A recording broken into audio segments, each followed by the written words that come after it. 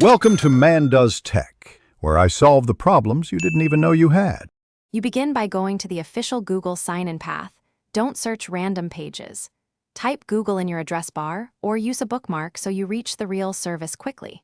Once the page loads, verify the connection uses HTTPS and shows a padlock. This confirms an encrypted channel. Make sure the domain is correct before you type your email. If you use a password manager, let it fill credentials to avoid mistyping or fake forms.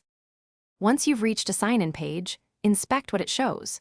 Check the domain spelling character for character and confirm the certificate name via the padlock details.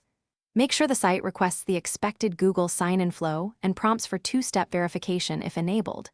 If something asks for unusual permissions or multiple redirects, stop and close the tab. Also, use your password manager to autofill.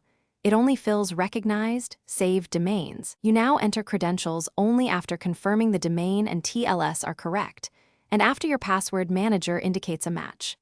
Once signed in, enable two-factor authentication and confirm recovery options so you reduce risk if something goes wrong.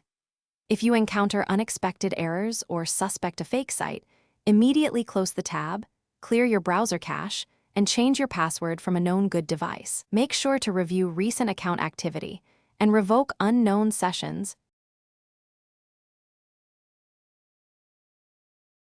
Thanks for watching. If you found this helpful, don't forget to like and subscribe.